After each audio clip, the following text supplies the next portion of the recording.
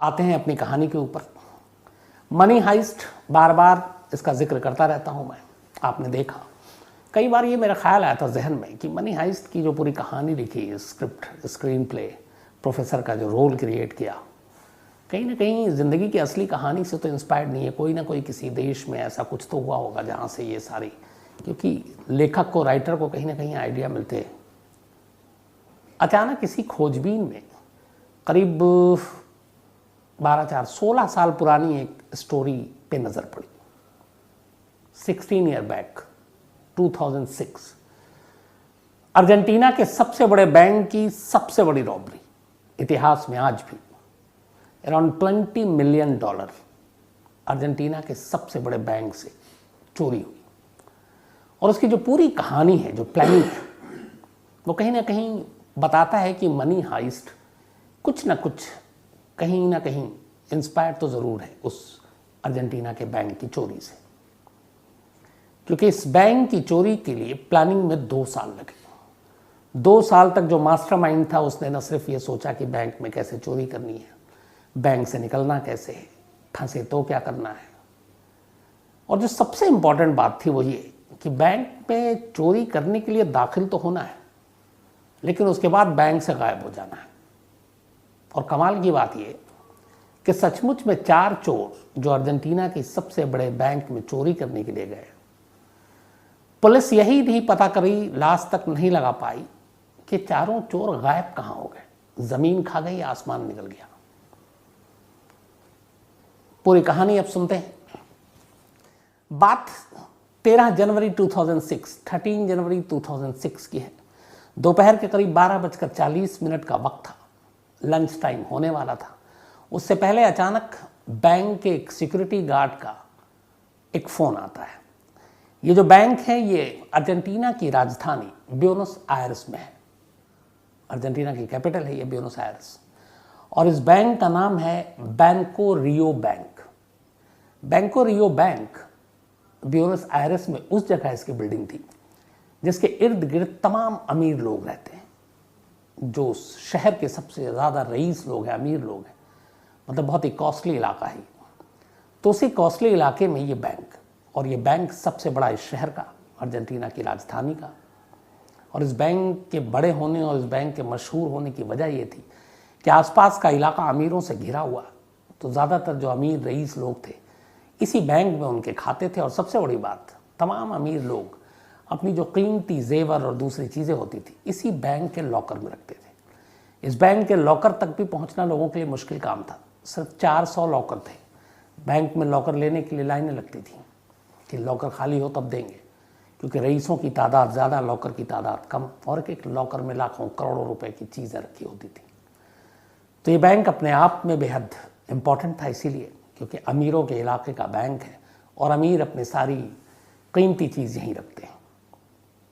इसी बैंक में 13 जनवरी 2006 को 12:40 पर एक सिक्योरिटी गार्ड लोकल पुलिस को फ़ोन करता और कहता है कि हमारे बैंक में 4 चोर घुस आए, फ़ौरन पहुंची।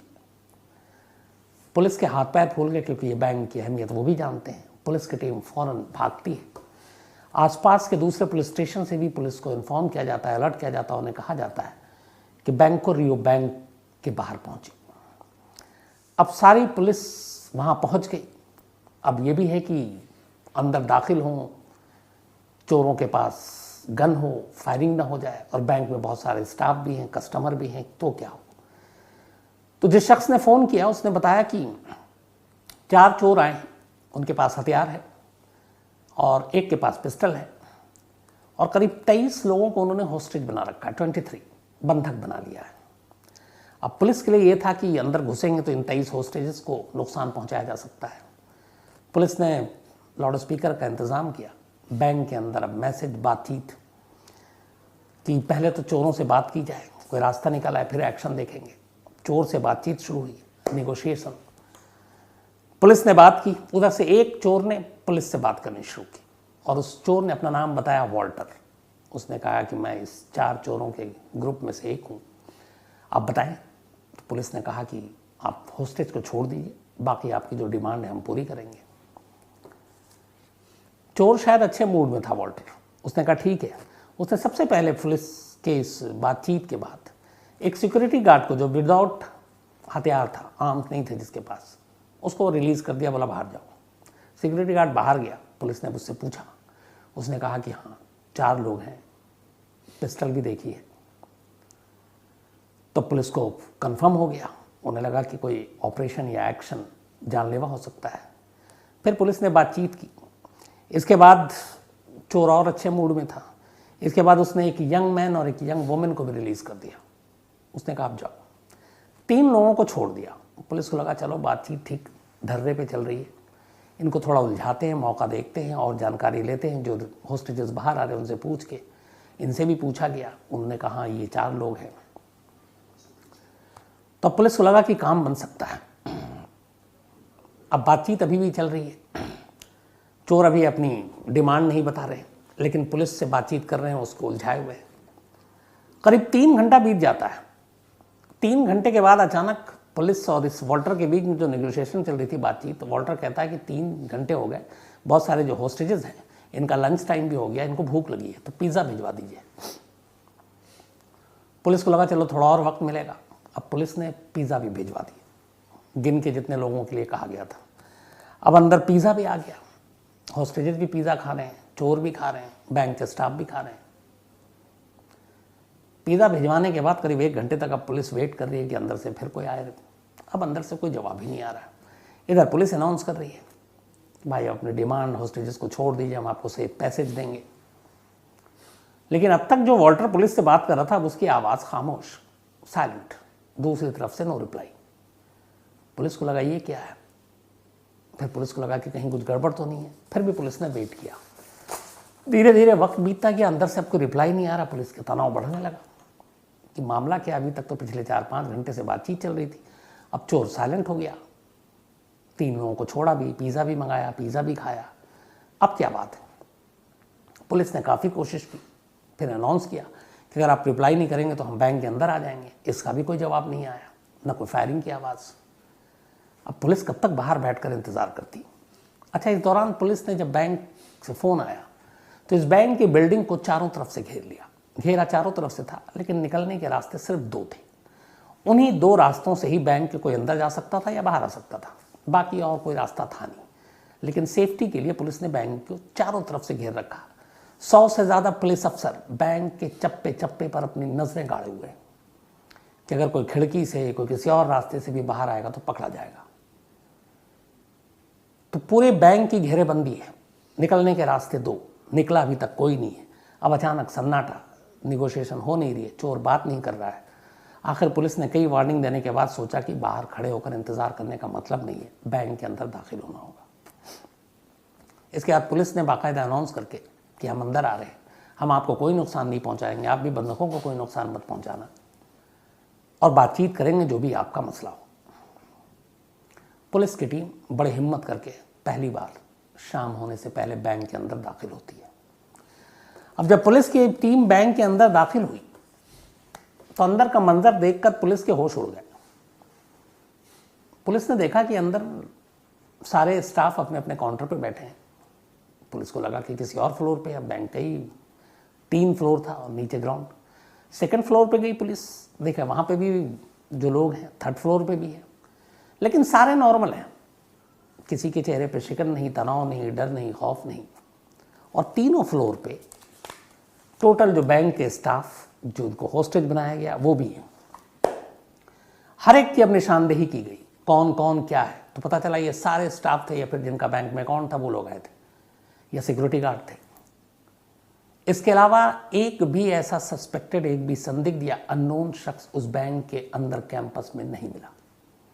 तब सवाल था कि वो चारों चोर कहाँ गए, क्योंकि पुलिस ने बैंक के स्टाफ से निशानदेही कराई, शिनाख्त कराई, हर एक की आइडेंटिटी हो गई, और जो विटनेस थे अंदर उन्होंने कहा कि ये चोर नहीं थे।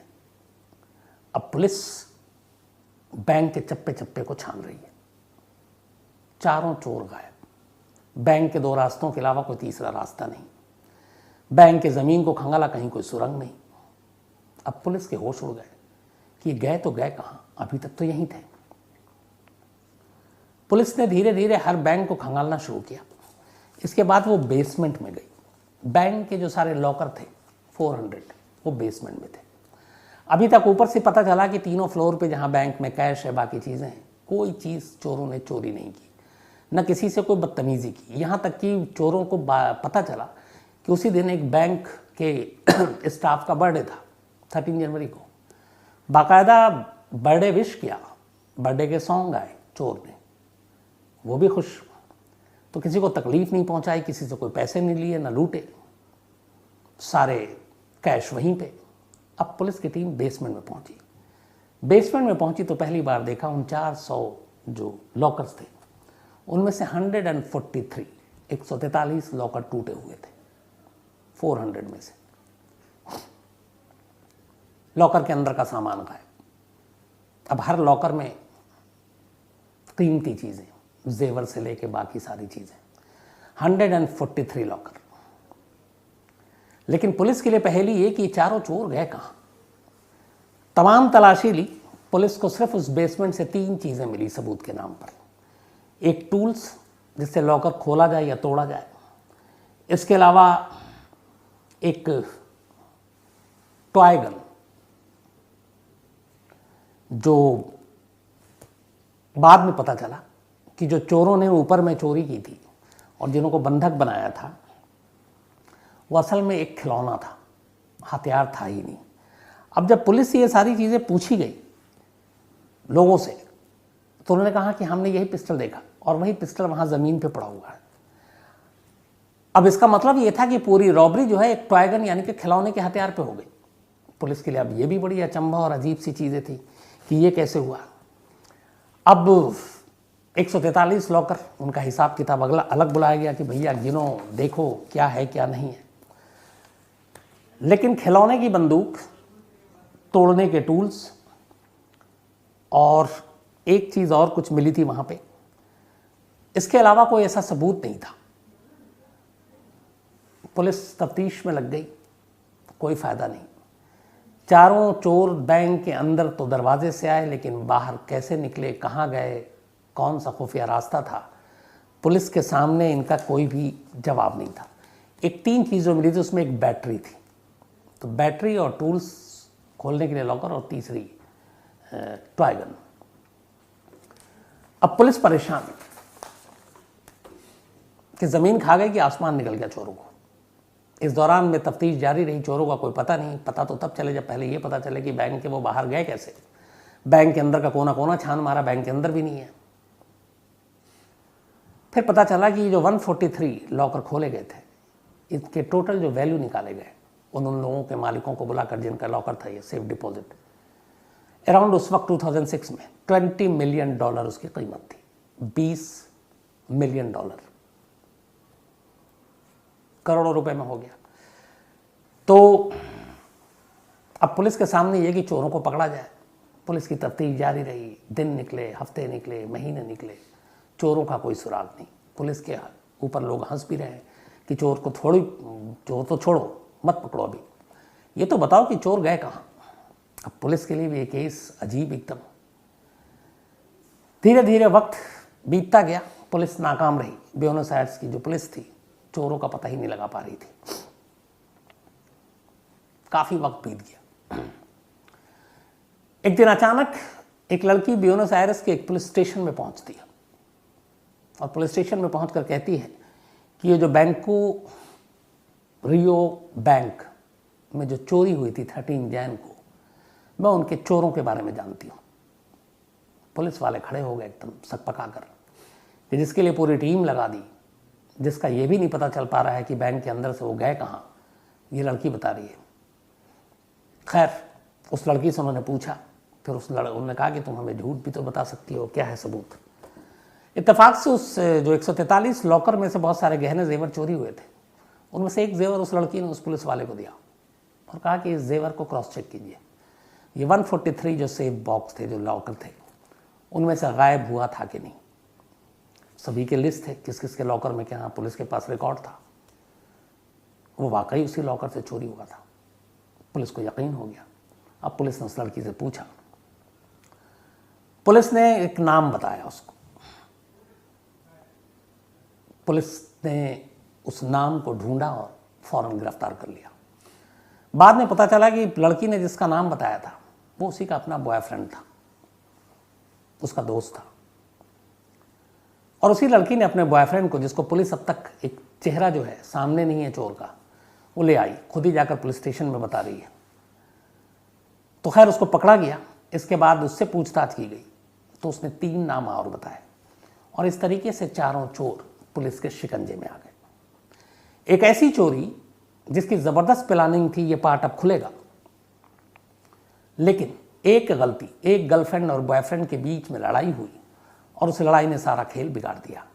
दरअसल हुआ कि ये चोरी के बाद इस लड़की के बॉयफ्रेंड ने, जो 4 चोर में से एक था, उसने लंबी लंबी फेंकने के चक्कर में अपनी गर्लफ्रेंड को एक दिन ये बोल दिया कि ये सब पुलिस वुलिस सब बेकार की चीज़ें हैं, दिमाग होना चाहिए। तुम्हें पता है इतने बड़े बैंक में चोरी की, मीडिया में, अखबारों में, टीवी पे खबरें, आज तक पुलिस ये नहीं पता कर पाई कि बैंक के चोर कौन थे, छोड़ो ये भी नहीं पता कर पाई कि बैंक से वो बाहर कैसे निकले। बोला वो चोरी हम लोगों ने की थी, मैंने और मेरे दोस्तों ने। लड़की को यकीन नहीं हुआ, गर्लफ्रेंड थी खैर। उसने कुछ गिफ्ट दिया, कुछ जेवर और बाकी चीज़ें। फिर उसका उस वक्त तक रहन सहन बदल गया था, पैसे बेशुमार थे, तो उसकी गर्लफ्रेंड को यकीन हो गया। लेकिन इत्तेफाक से इस सारी लंबी लंबी जो उसने छोड़ी अपनी गर्लफ्रेंड के पास राज खोल दिए, उसके कुछ महीने के बाद उसका और उसकी गर्लफ्रेंड का झगड़ा हो गया, दोनों अलग हो गए।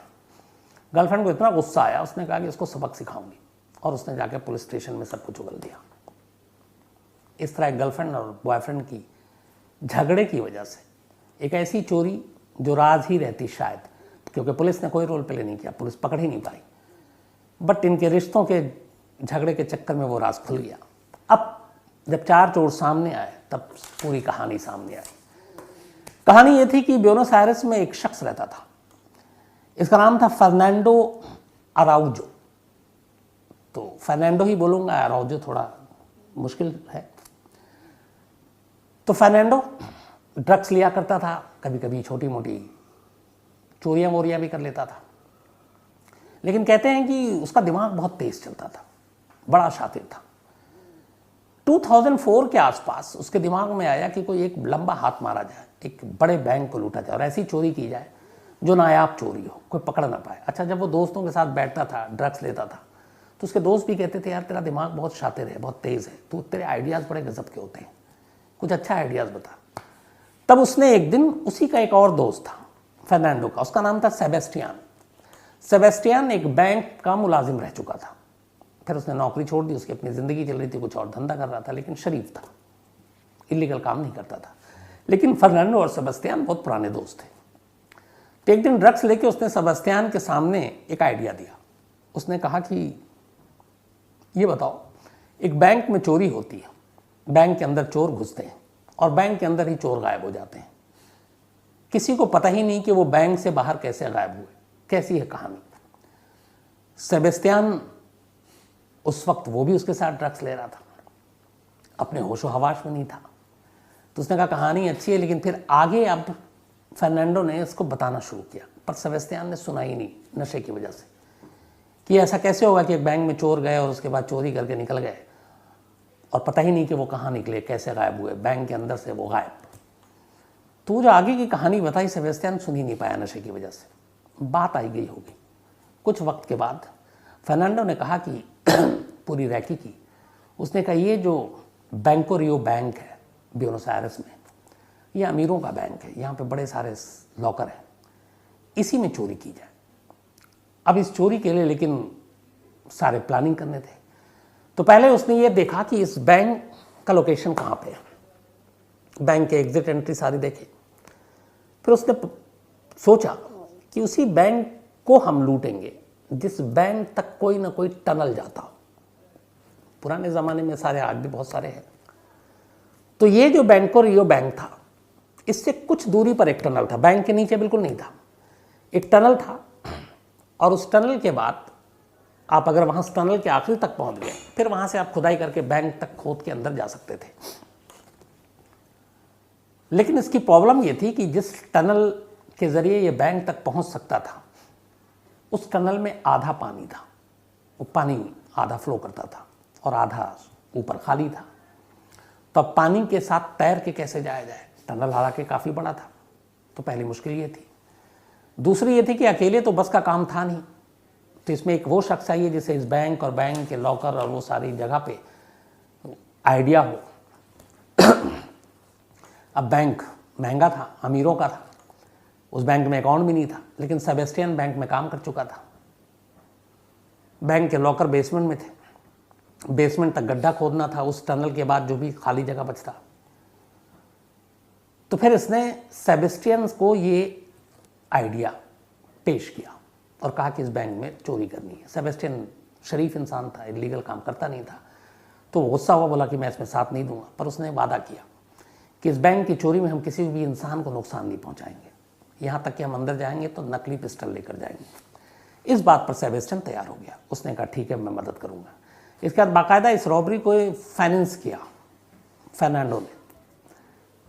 उसने बहुत सारे पैसे लिए, कहते हैं कि करीब $1 लाख, और उसके बाद सेबेस्टियन से कहा कि तुम उस बैंक में एक अकाउंट खोलो और वहाँ पे जाकर अपने इस लॉकर में कुछ चीज़ें रखो ताकि ये लगे कि तुम रखने जा रहे हो, जबकि तुम्हें वहाँ पे लॉकर के सारी चीज़ें करनी है, देखनी है। एक अकाउंट खुला, सेबेस्टियन ने जाके सारी रैकी की।